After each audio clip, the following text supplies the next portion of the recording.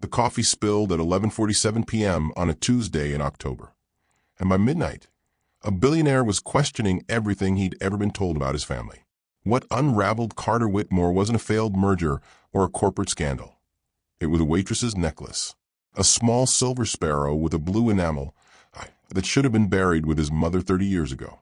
This was how a casual apology in a Jersey City diner cracked open a century-old dynasty, exposed a conspiracy that reached into boardrooms and back alleys, and forced two strangers to choose between the lies that kept them safe and the truth that could destroy them both. This wasn't a fairy tale. Names were changed, details condensed, but the bones were real. Real enough that someone once killed to keep them buried.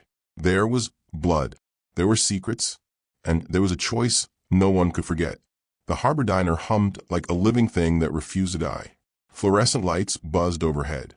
That maddening drone of bees trapped in a jar, casting everything in a sickly yellow glow that made the exhaustion on people's faces look terminal. Rain hammered the windows in sheets, streaking the glass until the headlights outside smeared into watercolor blurs. Inside, the air was thick with the smell of burnt coffee, artificial vanilla syrup, and wet wool from coats that dripped onto cracked linoleum floors. Nora Hayes had been on her feet for 11 hours. Her reflection in the stainless steel coffee urn showed a woman who looked older than 26.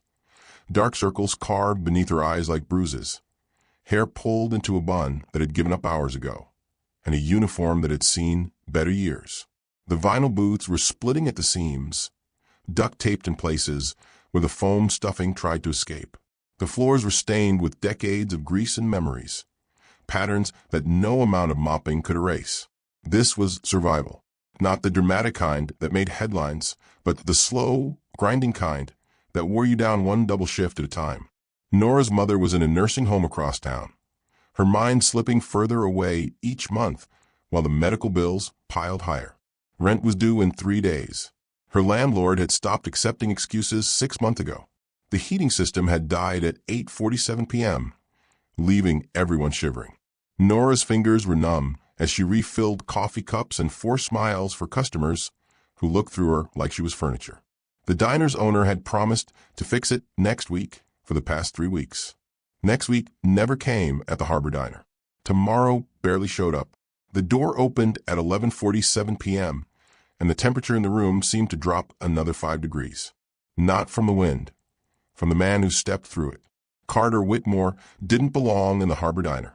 Everything about him screamed wrong place, wrong time, wrong universe. His navy suit was tailored so precisely it looked like it had been painted onto his frame.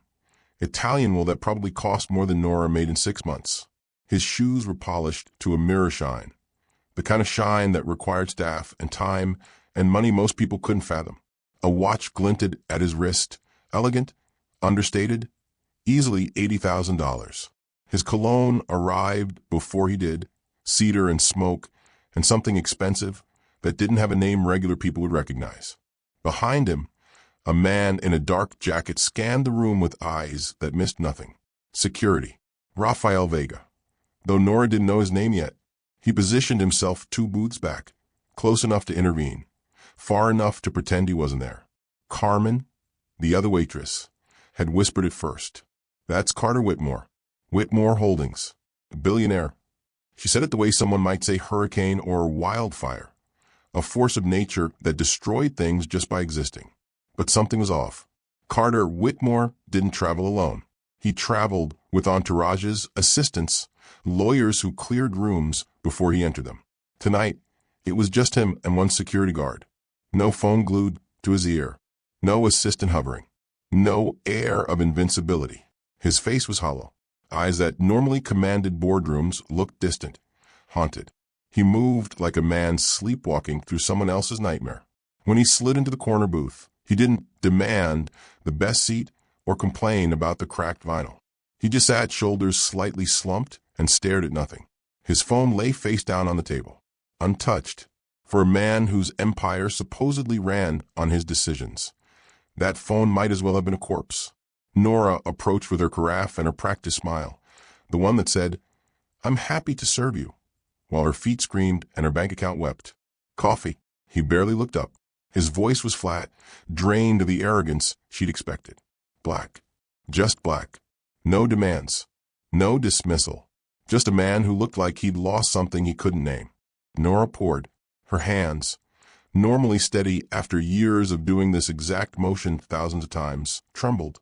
Maybe it was the cold from the broken heating. Maybe it was exhaustion that had seeped into her bones. Maybe it was something else, something her body knew, before her mind did, that this moment was a hinge, and everything was about to swing in a direction she couldn't predict. The cup tipped. Not much. Just enough. Coffee bloomed across Carter Whitmore's sleeve like a dark storm map spreading across expensive territory. Hot. Black. Ruinous. Time fractured. Nora gasped, the sound catching in her throat like a sob. Sir, I am so. She grabbed napkins, her hands shaking harder now, dabbing at the Italian wool while the heat stung her fingertips. Her heart hammered. This was how she'd get fired. 3 days before rent was due. 3 days before her mother's next payment. Carter's jaw tensed. Fury flashed across his features. The kind of anger that came from men who weren't used to being inconvenienced by lesser mortals. His mouth opened, probably to say something cutting, something that would reduce her to ash. And then he saw it. The necklace. A small silver sparrow with a blue enamel eye, hanging just below her collarbone. Delicate, old-fashioned, unremarkable to anyone who didn't know its story. Carter Whitmore froze. Not the polite pause of someone interrupted. The complete, absolute stillness of someone who'd just seen a ghost. His face drained of color. Actually drained, like someone had opened a valve and let all the blood run out. His hand, halfway to brushing coffee off his sleeve, stopped midair. His eyes locked onto the pendant with an intensity that was almost violent. Where did you get that? His voice had changed completely. No anger. No arrogance. Something raw and desperate and terrified. Nora blinked, still clutching the useless napkins. What? The necklace. He was staring at it like it might disappear if he looked away. Where did you get it? My grandmother gave it to me. Her voice was small, confused. Why did he care? Why did he look like he'd just been hit by a truck? She told me never to take it off. Your grandmother. He repeated it like he was testing the words for poison. What's her name? Evelyn Hayes. Nora's hand moved instinctively to the pendant, protective. She passed away 3 months ago. Why? What does it? But Carter wasn't listening anymore. His world had tilted off its axis. That necklace, that specific necklace, should have been buried with his mother 30 years ago. It should have been ash in memory. It should not be hanging around the neck of a 26-year-old waitress in a Jersey City diner who just spilled coffee on him, which meant everything he'd been told was a lie. Rafael Vega had gone completely still. Carter noticed it immediately. The way his security man's hand had moved closer to his jacket, the way his eyes had narrowed on the pendant. Rafael recognized it too. Carter forced himself to breathe, to think. This Evelyn Hayes, where did she live? What did she tell you about the necklace? She lived in Newark. She raised me after my mom. Nora trailed off, overwhelmed. She just said it was for safety, that I should never take it off.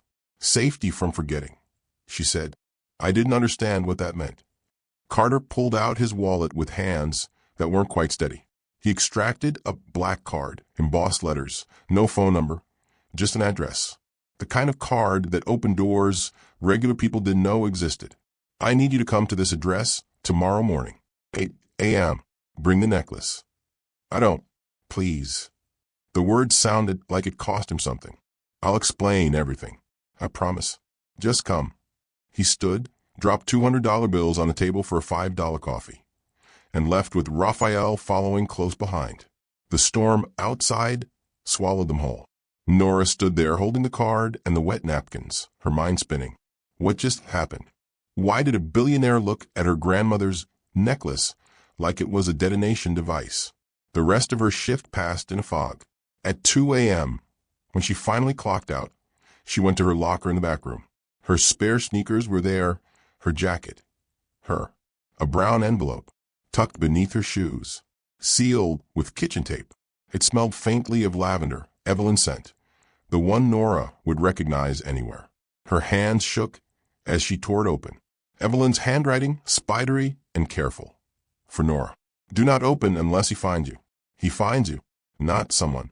He, like Evelyn knew, like she'd been waiting for this. Inside were two items, a small brass key, old and heavy, and a photograph, faded and creased from years of handling. The image stopped Nora's heart. A young woman, maybe 25, wearing the same silver sparrow necklace. She stood beside a man in his early 20s, both of them smiling like the world was theirs. The woman looked exactly like Nora. Same eyes, same face, same everything. The man looked exactly like a younger Carter Whitmore. Nora flipped the photograph over with trembling fingers. Date stamped on back in blue ink. June 1995. 30 years ago. Before she was born. Before any of this made sense. Who was the woman in the photograph? And why did she have Nora's face? Sleep didn't come. Nora lay in her shoebox apartment staring at the photograph until dawn bled through the curtains. At 6 a.m., she gave up and opened her laptop. The screen glow hurt her eyes, but she typed anyway. Whitmore Holdings. The results came fast. Carter Whitmore, CEO at 34, inherited control after a decade of grooming. The company's empire stretched back over a century. Shipping in the 1890s, real estate in the 1920s, banking after the war. Old money that had multiplied until it stopped being money and became power. Articles described Carter as ruthless, brilliant, untouchable. The kind of man who bought buildings the way normal people bought coffee. But there was a gap, a hole in the timeline around 1995. Articles from that year mentioned family tragedy and scandal without details. Everything after that point scrubbed clean. Nora dug deeper, scrolling through archived newspaper databases that required passwords she shouldn't have had. Thank God for public library access. Finally, buried in the archives of a local New Jersey paper, she found it. A single clipping from August 1998. Whitmore heir presumed dead after 3-year disappearance. Claire Whitmore, 42, wife of real estate magnate Thomas Whitmore, officially declared deceased by family attorneys.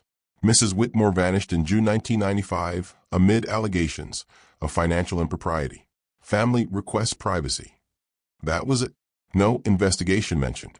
No body found. Just gone. Claire Whitmore, the woman in the photograph. The woman who looked exactly like Nora. Her phone buzzed. A number she didn't recognize. She almost didn't answer. Hello? Nora. Her mother's voice, rough from sleep and medication. You called last night. About Evelyn. Mom. Don't go. The words came out sharp, panicked. Whatever that man wants. Whatever Evelyn left you, don't go. How did you know about? Because Evelyn told me this might happen. That someone might find you. Find the necklace. Her mother's breathing was ragged. She had secrets she took to the grave. Nora. Secrets that got people killed. If you dig into this, you'll... Mom, I need to know who she really was. Who I am. A long silence. Then quieter. She loved you more than anything. That's all you need to know. That's not enough. It has to be. Her mother's voice broke. Please, baby, walk away. But Nora couldn't. The medical bills were crushing. The nursing home cost $6,000 a month. She was drowning. And now a billionaire wanted answers about a necklace her grandmother, or whoever Evelyn really was, had left her. If Evelyn was Claire Whitmore, then the necklace was worth something. Maybe enough to save them both. At 7:30 a.m., Nora dressed in the only outfit she owned that wasn't stained with coffee or exhaustion. She touched the silver sparrow at her throat. The blue enamel eye caught the light. For safety. From forgetting. What was she supposed to remember? What had Evelyn been protecting her from? Outside, Jersey City was waking up, trash trucks grinding, people rushing to jobs that would never pay enough, sirens wailing their familiar song.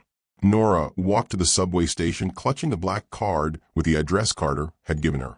She was terrified, but she was going anyway. Because sometimes survival meant walking toward the thing that scared you most. And because the woman in that photograph deserved answers, even if she was dead. The address led to a glass-end steel tower in Manhattan that looked like it had been designed to intimidate God. The lobby was all marble and silence, the kind of silence that money bought, where even footsteps felt like an intrusion. Security guards in suits that cost more than Nora's car watched her approach the desk like she was a potential threat. She showed them the black card. Their expressions changed immediately. One spoke into his radio.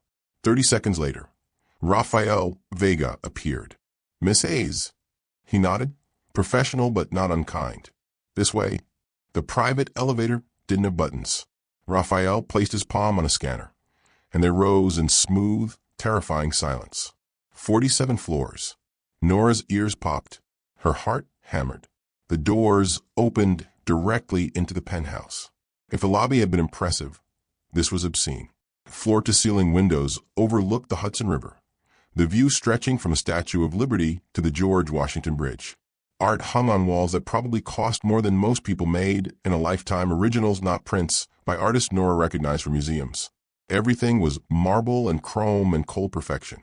Carter stood by the windows, dressed in casual clothes, dark jeans, a gray sweater, but still radiating control. Money didn't need suits to announce itself. "Thank you for coming." He turned, and Nora saw the exhaustion on his face. He hadn't slept either. "Tea? Coffee?" "Answers."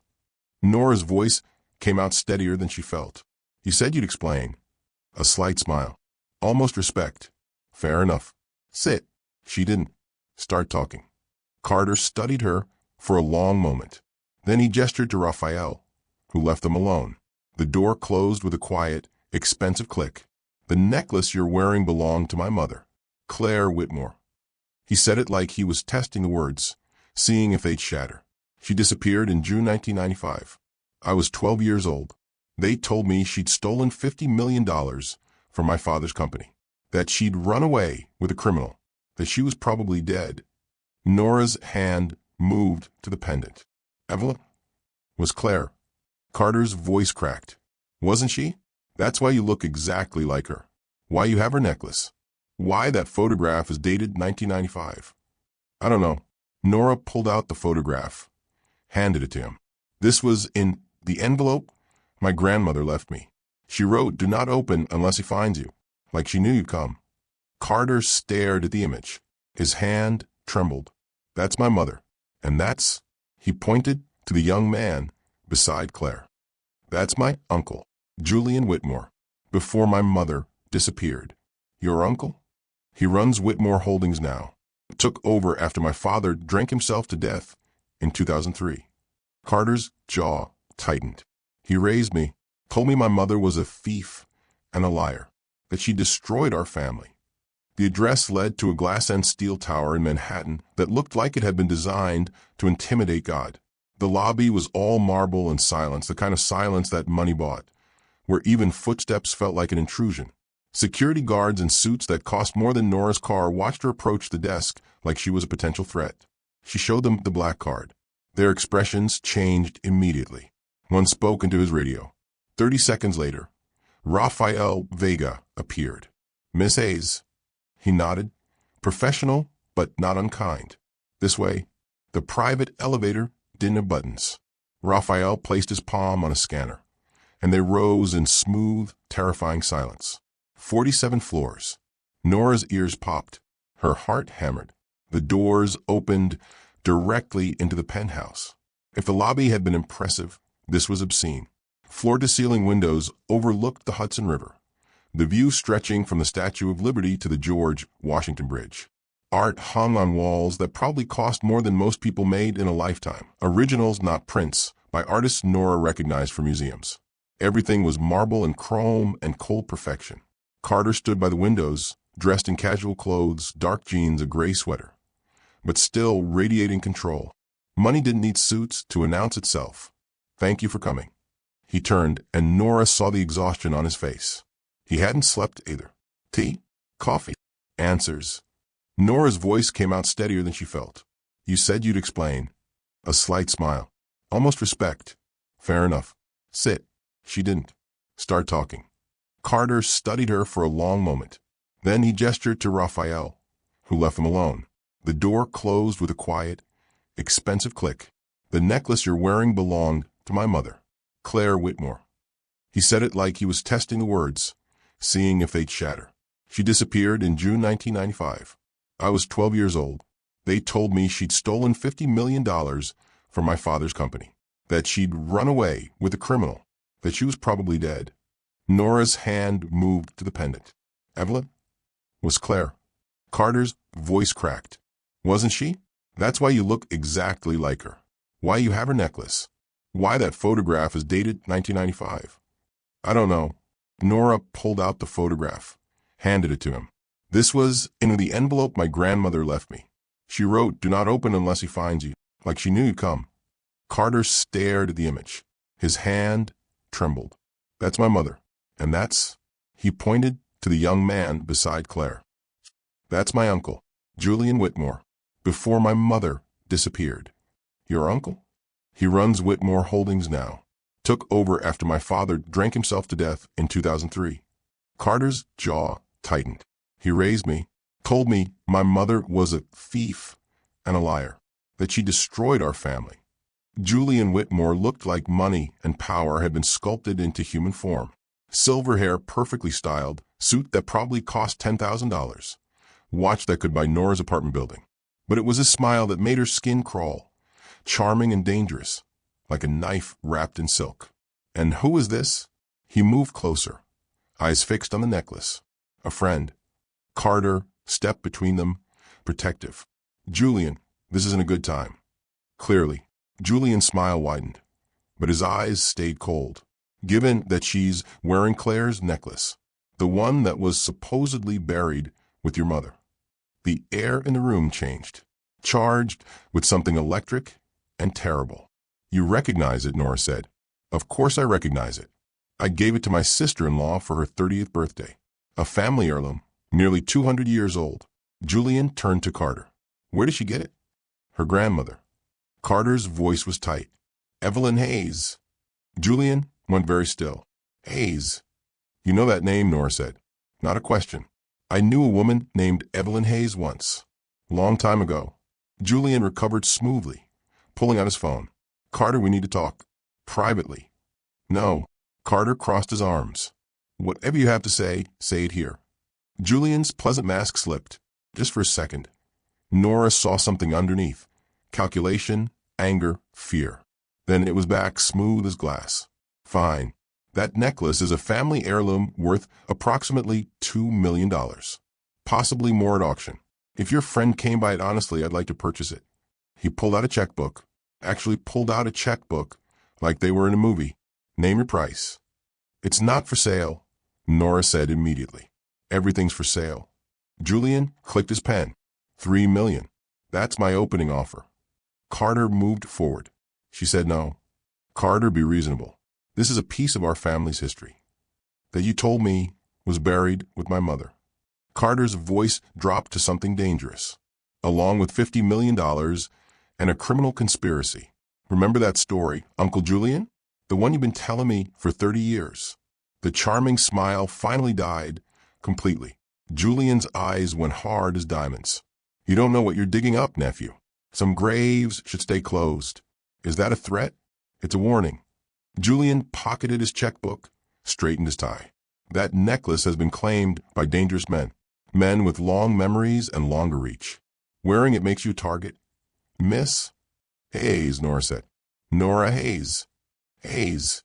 Julian repeated it like he was filing it away. He should know the last person seen with that necklace was a man named Vince Moretti. Perhaps you've heard of him. Nora shook her head. Businessman. Import-export. Julian's smile was thin. Also tied to 3 unsolved murders, 2 federal investigations, and a territory war that left 6 men dead in 1997. He was photographed with Claire Whitmore days before she vanished. The FBI suspected he killed her for that necklace, which supposedly contains access codes to offshore accounts worth hundreds of millions. That's insane, Carter said. Is it? Your mother disappeared with $50 million, Carter. That money had to go somewhere. And if Moretti has that necklace. Julian looked at Nora. Well, men like him don't forgive theft. My grandmother wasn't a thief. Your grandmother? Julian's eyebrows rose. Interesting. And when did this grandmother pass away? 3 months ago. Convenient timing. Moretti was released from federal custody 4 months ago. Julian moved toward the elevator. I'd suggest you hand over that necklace to someone who can protect it. And you. before Moretti comes looking for what he thinks is his. "Get out," Carter said. Julian pressed the elevator button. "I'm trying to protect you both. That necklace is a death sentence." Claire learned that the hard way. The doors opened. He stepped inside, then turned back. "One more thing. If Evelyn Hayes was Claire Whitmore and you're her granddaughter, well, that raises some interesting questions about your mother, doesn't it? About who she really is, about who you really are."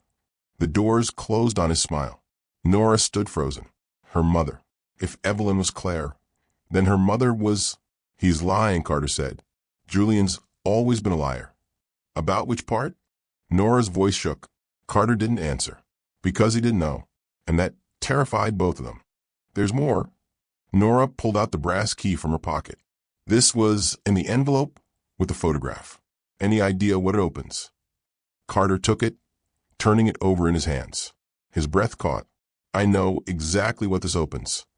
20 minutes later, they were in Carter's car, a black SUV that probably cost more than Nora would make in 5 years, heading east toward Long Island. Raphael drove while Carter sat in back with Nora, staring at the key like it might dissolve. "Our family had an estate in the Hamptons," Carter explained. "My father bought it for my mother in 1992. After she disappeared, he couldn't stand to go back. It's been abandoned since 1998. I kept meaning to sell it, but..." He trailed off. "This key opens the master bedroom safe. Julian will have us followed," Raphael said from the driver's seat. "I don't care." Carter's voice was steel. They drove in silence for a while. The city fell away, replaced by suburbs, then expensive beach towns where houses hid behind gates. Finally, Raphael turned down a long, overgrown driveway. The estate rose from the weeds like a ghost. Once white paint peeled from walls. Windows were dark, some broken. Ivy climbed everything, reclaiming what humans had abandoned. "My mother loved this place," Carter said quietly. "She planted those rose bushes, spent entire summers here while my father worked." They entered through the back door, lock rusted, hinges screaming. Inside, dust covered everything. Furniture shrouded in white sheets. Photos still on walls, faded and warped. A family frozen in time. Carter led them upstairs. His footsteps echoed, down a hallway lined with closed doors, to the master bedroom at the end. The safe was behind a painting of the ocean, still hanging, frame thick with dust. Carter pulled aside, revealing the steel door. His hand trembled as he fitted the key into the lock. It turned with a click that sounded like a gunshot. The safe door swung open, empty, completely empty except for 2 items. A USB drive, black and small, wrapped in plastic, and a note, handwritten on yellow paper. Carter pulled it out with shaking hands and read aloud. "My darling boy, if you're reading this, Julian knows, which means I'm probably dead, and you're in danger. The drive contains everything, the truth about what he did, what he stole, who he really is. But more importantly, it contains the evidence to destroy him. I'm so sorry I couldn't come back. I'm so sorry I left you. I thought I was protecting you. I was wrong. Trust no one in the family. Trust Rafael Vega if he's still alive. He was the only one who knew I was planning to run. And if you meet a young woman named Nora Hayes, she's your family. Protect her. I loved you more than my own life. Mom." June 1998. The paper crumpled in Carter's fist. His face was white. She knew. She knew Julian was coming for her. Nora felt the world tilting. She knew about me, even back then. Raphael's voice cut through the silence. "We need to leave. Now." "Why?" "Because I just got an alert. Your penthouse security system was breached 3 minutes ago. Julian's looking for something. I bet my life it's that USB drive." Carter's eyes met Nora's. "Run." They watched the video in Raphael's car, parked behind an abandoned gas station 20 miles from the Hamptons estate. The laptop screen glowed blue in the darkness. Carter's hands shook as he pressed play. Claire Whitmore appeared, not the vibrant woman from photographs, but someone hollowed out by fear. Her face was gaunt, cheekbones sharp, eyes darting to something off camera. The date stamp read June 14th, 1998. "Carter, if you're watching this, I'm probably dead." Her voice cracked. "And I'm so sorry." Nora felt Carter go rigid beside her. This was his mother, the woman who'd abandoned him, the woman he'd spent 30 years hating. Julian orchestrated everything. Claire's words tumbled out fast, desperate. He's been stealing from Whitmore Holdings for over a decade. Shell companies in the Caymans, falsified contracts, bribed officials. $200 million, maybe more? I found the evidence by accident. A ledger he'd hidden in your father's office. When I confronted him, she touched her throat, and Nora saw bruises there. He tried to kill me, made it look like suicide. Your father found me in time, but Julian threatened to kill you next. You were 12 years old, Carter. I couldn't let him hurt you. Carter made a sound like something breaking. Vince Moretti saved me. Claire's laugh was bitter. The man the FBI thinks murdered me actually smuggled me out of New York. Julian had been blackmailing Vince for years, threatening to expose his business connections, unless Vince did his dirty work. But Vince wanted out. He needed leverage against Julian. So we made a deal. He'd help me disappear, and I'd give him access to Julian's offshore accounts, evidence that could destroy them both. She held up the silver sparrow necklace. This is the key. Digital encryption coordinates passwords, everything needed to access the evidence I've been collecting. Vince gave it to me for safekeeping. I've been Evelyn Hayes for 3 years now. I had a daughter. I named her. Claire's voice broke. I named her after your grandmother. I'm trying to build a life where Julian can't find us. But I know he's looking. He won't stop until everyone who knows the truth is dead. Nora's breath caught. Her mother. Claire's daughter. Which meant I couldn't come back for you, Carter. I wanted to. Every day I wanted to. But I had no evidence that would stand up in court. Julian bought the judges, the prosecutors, the police. He made me look like a thief and a murderer. If I'd come back, he would have killed us both. Tears streamed down Claire's face. I'm recording this because I think he's found me. There was a man watching the house yesterday. Vince says I need to run again, but I'm tired of running. I'm tired of hiding. So I'm leaving the evidence in a second location. Coordinates encoded in the necklace's enamel eye. If you're watching this, find it. Destroy Julian. And please forgive me for leaving you. The video cut to black. Carter stared at the empty screen. His face was white. She was alive. For 3 years after she disappeared, she was alive. And his voice broke. I believed him. I believed Julian when he said she was a thief, that she abandoned us. She was protecting you, Nora whispered. She had another daughter. Carter looked at Nora. Your mother, which makes you your cousin. The word felt strange, impossible, but true. They sat in silence, the weight of it crushing. Evelyn Hayes was Claire Whitmore. Nora's grandmother was Carter's mother. They were family, connected by blood and secrets, and a woman who died protecting them both. She recorded this 27 years ago, Raphael said quietly from the front seat. And she kept that necklace safe all this time, waiting for the right moment. She died 3 months ago, Nora said. How did she know Carter would find me? She didn't. Carter's jaw tightened, but she knew Julian would. That's why she left you the envelope. Do not open unless he finds you. She was using you as bait. The words stung, but they were true. Claire had protected her secret for decades, then left it around Nora's neck like a target, knowing Julian would eventually see it, knowing it would bring Carter and Nora together. She died protecting this secret, Nora said. We can't let that be for nothing. Carter ejected the USB drive. The evidence is encoded in the necklace. We need to decode it, find whatever she hid, and destroy Julian before he destroys us.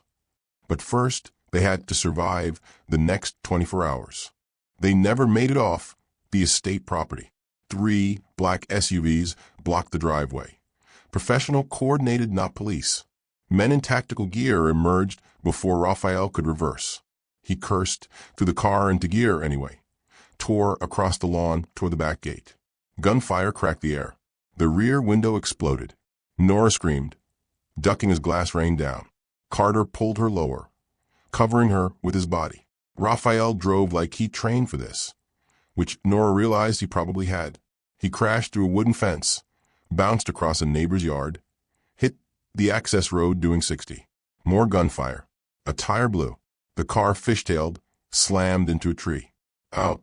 Raphael shouted. Now, they scrambled from a wreckage. Raphael had his gun drawn, returning fire as Julian's men closed in. He took one down, then another. But there were too many. Go. Raphael pushed Carter toward the woods. I'll hold him. A bullet caught him in the shoulder. He went down hard. Carter started back. But Raphael aimed his gun at them. I said go. They ran, through woods that tore at their clothes, over roots that tried to trip them, away from the gunfire that echoed behind them like thunder. Nora's lungs burned. Her legs screamed. But she didn't stop. They made it to a main road, flagged down a truck driver who looked terrified but agreed to take them to the nearest bus station. No questions asked when Carter handed him $500 cash. At the station, Carter's phone rang. Unknown number. He answered, put it on speaker. Carter. Julian's voice was silk over steel. I hope you're not hurt. My men were simply trying to recover stolen property. We have the video, Julian. We know everything. Do you? That's unfortunate, because now I have to explain something to you. Julian sighed, like this was all very tedious. You're out of your depth, nephew. That necklace and whatever evidence you think you have, they don't belong to you. They belong to me, and I've spent 30 years protecting what's mine. You killed your own sister-in-law. I protected our family's legacy. Your mother was going to destroy everything our grandfather built. I couldn't allow that. No remorse, just cold calculation. Here's what's going to happen. You're going to bring me that necklace and that USB drive. Tonight, 10 p.m. Whitmore Holdings offices. Come alone. Well, bring your little cousin if you'd like. I'd love to meet Evelyn's granddaughter. We're going to the FBI. Julian laughed. Good luck with that. But before you do, know this. If you're not in my office at 10 p.m., Nora disappears. Just like I made your mother disappear. And this time, there won't be a Vince Moretti to save anyone. He's too old, too broken, too irrelevant. The line went dead. Carter stared at his phone. He's bluffing. Is he? Nora's hands trembled. He just sent armed men to kill us. We go to the FBI. Show them the video. They'll... Wait. Nora pulled out her own phone, started searching. What if Moretti's still alive? If he helped your mother, he knows everything. He's a witness.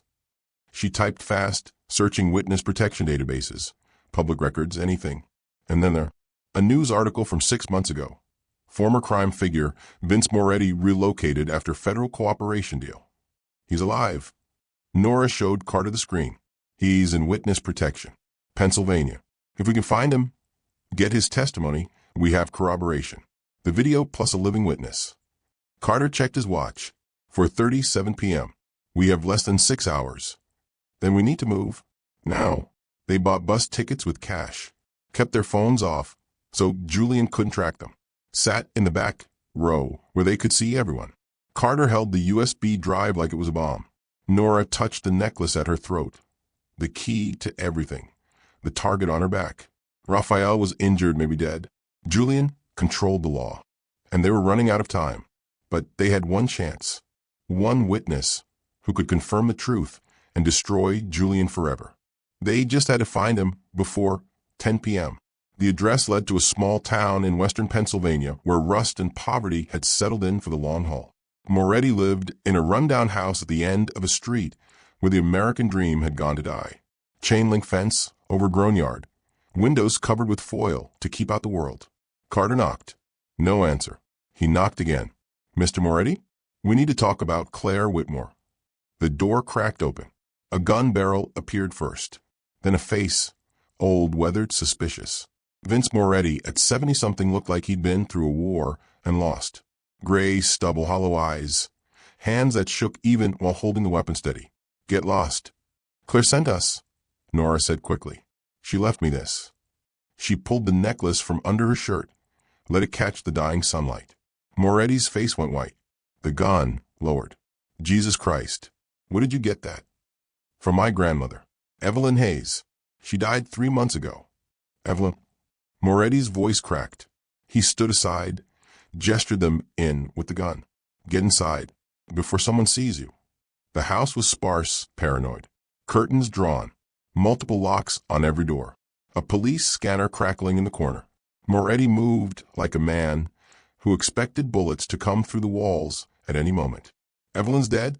He sank into a chair that had seen better decades. Cancer, Nora said. She left me the necklace and told me never to take it off. Smart woman. Smartest person I ever met. Moretti looked at Carter. You're the son. I can see it. You look like Thomas. You knew my father? Knew what Julian did to him. Destroyed him after Claire disappeared. Made him think his wife was a thief and a whore. Thomas drank himself to death, believing the woman he loved had betrayed him. Moretti's hands clenched. I tried to tell him the truth. He wouldn't listen. Thought I was lying to cover my own crimes. Then tell us now. Carter leaned forward. Everything. We have the video Claire recorded, but we need a living witness. Moretti studied them for a long moment. Then he nodded. Julian Whitmore embezzled over $200 million from his own company. Started in 1985, continued for a decade. Shell corporations in the Caymans, fake contracts, bribed officials. I know because he used MY operations to launder the money. Forced me to help him by threatening to expose my business to the FBI. Why didn't he go to the authorities? Nora asked. Because I was a criminal. Moretti's laugh was bitter. Who'd believe me? Julian had judges, prosecutors, police chiefs on his payroll. He was untouchable. But Claire found evidence. Ledgers, wire transfers, recorded conversations. She was going to expose him. So he decided to kill her. Hired professionals.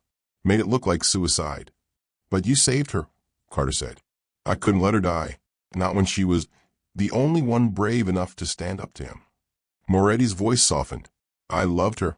Not the way your father did. But I loved her courage. Her integrity. She was better than all of us. So I helped her fake her death. Get new identity papers disappear. In exchange, she gave me copies of the evidence. Insurance against Julian. Why didn't you use it? Nora asked. I tried. Took it to the FBI in 1999. They arrested me for money laundering. Julian's friends at the DOJ made a deal. I'd serve 10 years, keep my mouth shut about Julian, and they wouldn't charge me with murder. What choice did I have? Moretti gestured around the shabby house. Got out in 2009. Spent the last 16 years hiding, waiting for Julian to finish what he started. He's coming for us, Carter said. Tonight, 10 p.m. He wants the necklace and the evidence. Then you're already dead. Moretti stood, paced. Julian won't negotiate. He'll kill you both, claim you broke in to rob him. And every cop in New York will back his story. You need insurance. What kind of insurance? Moretti went to a safe, hidden behind a loose board, pulled out a thick envelope. My testimony, every detail of Julian's operation, recorded and notarized. Stored copies with my lawyer. If anything happens to me, or you goes public, every news outlet, every prosecutor's office, everything. He handed it to Carter. Use it. Destroy that bastard. For Claire. For everyone he's destroyed. Carter took the envelope. Come with us. Testify in person. I'm done running. Moretti touched the necklace around Nora's throat. She kept this safe for 27 years. Now it's your turn. Make sure she didn't die for nothing. They had the evidence. They had a witness. Now they just had to survive until 10 p.m. The coordinates decoded easily once they knew what they were looking for. The necklace's enamel eye contained GPS data visible only under UV light. Technology from the 1990s, primitive but effective. It led them to a storage unit in Newark, buried in a facility that looked like it had been forgotten by time itself. Unit 247. Claire's name on the rental agreement. Paid 30 years in advance. Inside boxes, dozens of them, financial documents, recorded phone calls on cassette tapes, emails printed and organized by date. Decades of evidence meticulously preserved. Wire transfer records showing money flowing from Whitmore Holdings into shell companies in the Caymans. Ledgers in Julian's handwriting. Photographs of him meeting with officials who'd later approved suspicious contracts. Audio recordings of conversations where he discussed bribing judges and silencing witnesses. It was enough to destroy him. Enough to send him to prison for the rest of his life. We did it, Nora whispered. She was crying. So was Carter. They called the FBI from a secure line Moretti had provided. Special Agent Mitchell agreed to meet them immediately, promised full protection, assured them that justice would finally be served. For the first time since the coffee spilled, Nora allowed herself to hope. Carter looked at her, his cousin, his family, the person Claire had protected even from beyond the grave. Whatever happens, you're a Whitmore now. You belong to this family. There's a trust fund, inheritance, a place for you. I'm sorry for what Julian took from us. From your mother. From you. We got him, Nora said. That's what matters. They sat in the storage unit surrounded by evidence, waiting for the FBI to arrive. The nightmare was over. Julian would finally pay for his crimes. Claire, Evelyn, could rest in peace. Carter's phone rang. Agent Mitchell. Mr. Whitmore, we have a problem. Mitchell's voice was tight. I've been suspended. Someone with serious political power intervened. A federal judge issued an emergency order freezing all evidence in this case. And there's a warrant out for your arrest. Both of you. Theft of corporate property. What? Julian Whitmore filed a complaint 3 hours ago. Claims you and Ms. Hayes broke into company property, stole confidential documents, and assaulted his security personnel. His lawyers got a federal judge, Judge Morrison, one of Julian's biggest owners, to issue the warrant. I can't help you. I'm sorry. The line went dead. Julian had turned the law against them. They were fugitives, wanted criminals. Carter Whitmore, billionaire, CEO, pillar of Manhattan society, was now hiding in a motel outside Newark that charged by the hour and smelled like decades of bad decisions. His accounts were frozen. Every credit card declined. The media was running stories about how he'd suffered a mental breakdown and stolen company property. Julian owned half the press. The other half wouldn't touch the story without proof they couldn't legally access. We can't run, Carter said, staring at the wall. Julian has connections in every major city. Interpol, foreign banks. He'll find us. Then we fight. Nora sat on the sagging bed, still wearing the necklace. Her hands wouldn't stop shaking. With what? The evidence is frozen. Moretti's testimony won't hold up without corroboration. We're out of options. No. Nora stood. We have one option. Julian wants this necklace. Not because it's sentimental. Because it's an encryption key to those offshore accounts. Millions he's hidden from taxes, from partners, from everyone. Money he can't access without it. Carter looked up. You want to make a deal? I want to trap him. We offer him the accounts in exchange for immunity and his confession. Recorded. We wire ourselves, meet him somewhere we control, get him to admit everything. He'll never confess. He will if he thinks he's won. If he thinks we're desperate and broken and willing to give him everything. Nora's voice steadied. Men like Julian can't help themselves. They need to gloat, to explain how clever they are. We use that. It's insanely dangerous. If he suspects for 1 second that we're recording, then we die. Nora said it simply. But we're dead anyway if we run. At least this way we have a chance. Your mother had a chance to run forever. She chose to leave evidence instead, to fight. We can't dishonor that by giving up now. Carter stood, paced the cramped room. Everything in him screamed to protect her, to send her away, deal with Julian alone. But she was right. Claire hadn't hidden for 30 years just to have her son surrender at the first real obstacle. If we do this, he said quietly, you could die. Julian will kill us both if this goes wrong. Then we make sure it doesn't go wrong. Nora touched the necklace. Your mother trusted me with this. Trusted that we'd find each other. Trusted that we'd be strong enough to finish what she started. I won't let her down. Carter looked at his cousin, his family. The only person left who understood what Julian had stolen from them both. Together. Together. They shook hands. A pact sealed in desperation and blood. Now they just had to survive long enough to execute it. Carter called Julian from a burner phone at 6 p.m. The conversation was brief, cold, transactional. We'll give you the necklace and the evidence. All of it, in exchange for immunity and a signed confession. Julian laughed. You're in no position to negotiate. Then we destroy everything. Burn the evidence. Throw the necklace in the Hudson and disappear. You'll never access those accounts. Never know what Claire knew. Never be safe. A long pause. Where and when? Your warehouse in Red Hook. The one you use for private storage. 10 p.m. Just the three of us. No weapons. No backup. You bring a confession. We bring the necklace. And if I refuse, then we both lose. Carter's voice was steel. Your choice. Another pause. Then, 10 p.m. Don't be late. The line went dead. Moretti's tech guy, a nervous man in his 20s who owed Vince his life, arrived at 7 p.m. with equipment that looked like it belonged in a spy movie. He wired Nora with a recording device disguised as part of the necklace's clasp. Invisible unless you knew what to look for. Broadcast range of 500 yards. Recording to 3 separate cloud servers simultaneously. If anything happens to the primary feed, the tech guy explained, the backups activate automatically. He can destroy the necklace, shoot you, burn the building down. We'll still have the recording. Comforting, Nora muttered. They prepared contingencies. Moretti's testimony was cued to go to every major news outlet at 11 p.m. if they didn't cancel the send. Raphael, shoulder bandage, face pale, but determined, positioned himself outside the warehouse with a rifle and instructions to intervene only if shots were fired. Carter wrote a letter to his father's grave, sealed it, left it with the motel clerk. Nora called her mother at 8 p.m. Her voice was steady. Mom, I just want to say I love you. Nora, what's happening? Nothing. I just wanted you to know. A pause. Her mother knew. Your grandmother would be proud of you. Nora's throat closed. I hope so. Be safe, baby. I will. She hung up before the tears came. At 9:30 p.m., they drove to Red Hook in a car Moretti had provided, untraceable, clean. The warehouse district was dark, industrial, empty. Perfect for murder. Perfect for justice.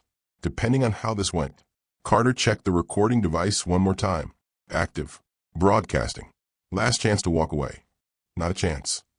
Nora touched the necklace. The weight of it felt heavier now. Not just silver and enamel, but 30 years of secrets, lies, and a mother's desperate love. They could die tonight. Probably would. But if they succeeded, Julian would finally pay for everything he'd stolen. Claire had died protecting this truth. Now it was their turn to bring it into the light.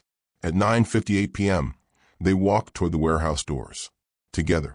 The warehouse was a cathedral of shadows. High ceilings, broken skylights, concrete floors that echoed every footstep. Julian Whitmore stood in the center under a single hanging bulb, hands in his pockets, smile sharp as broken glass. Right on time. His voice bounced off the walls. I admire punctuality. Carter and Nora approached slowly.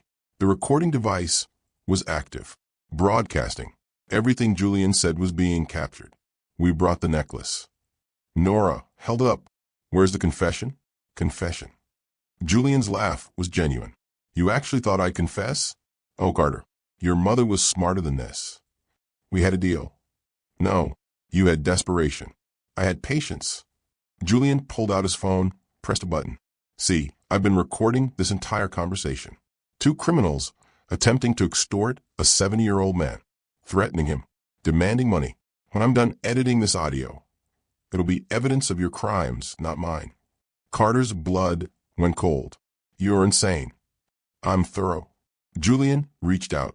Now give me the necklace, and I'll make your deaths quick, painless. A mercy, really, considering what you put me through. Nora, step back. We're not giving you anything. Then I'll take it. Julian pulled a gun from his jacket. Small, silver, deadly.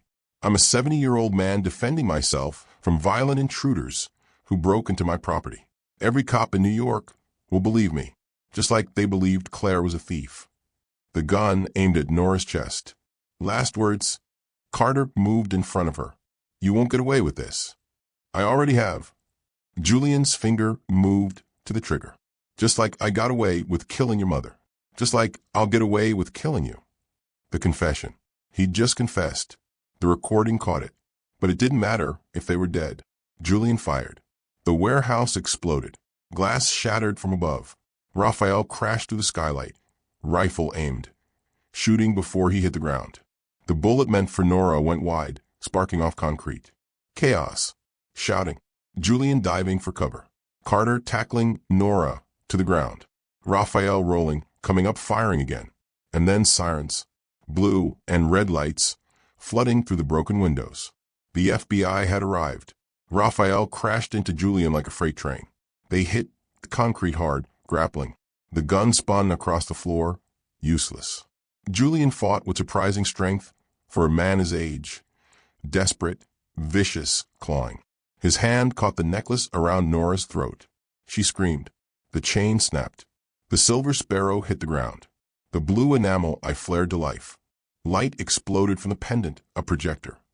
Hidden all these years in Claire's final fail-safe. Footage splashed across the warehouse wall, massive and undeniable. Julian Whitmore, 30 years younger, leaning over a terrified Claire, his hand around her throat. You tell anyone, and I'll kill your son. I'll make it look like an accident. Do you understand me, Claire? The audio was crystal clear. His voice, his face, his confession. Julian froze, staring at his younger self. The monster he'd been. The monster he still was. Biometric trigger, Carter whispered. It needed his touch to activate. Claire had planned for this exact moment, encoded the evidence where only Julian could unlock it. A trap 30 years in the making. Sirens wailed outside. Doors crashed open. FBI flooded in, guns drawn. Moretti had called them the second Julian drew his weapon. Julian Whitmore was finished. Julian was arrested that night. The evidence, video, audio, financial records, was unsealed by a different judge, one Julian hadn't bought. Federal prosecutors built a case that would take years to fully unravel. Whitmore Holdings collapsed within weeks, restructured under independent oversight. Shareholders sued. Partners fled. The empire Julian had built on lies and blood crumbled to dust. He faced multiple life sentences for embezzlement, conspiracy, attempted murder. Vince Moretti received full immunity for his testimony. The truth about Claire Whitmore, Evelyn Hayes, went public. A 30-year cover-up exposed. Justice finally had arrived. 6 months later, Nora stood at Claire's grave, properly marked now, with her real name. She'd used her inheritance to pay off her mother's medical bills and opened a nonprofit for families destroyed by corporate crime. The Claire Whitmore Foundation.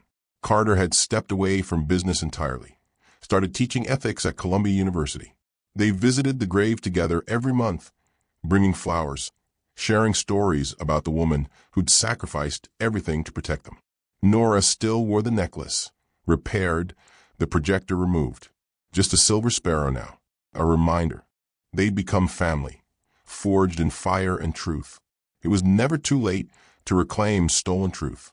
Hidden courage had immense value. Your story wasn't over until you said it was. If you believed hidden truths deserved light, that justice could defeat power, subscribe for more stories that would stay with you. Stories that mattered. Stories that were real.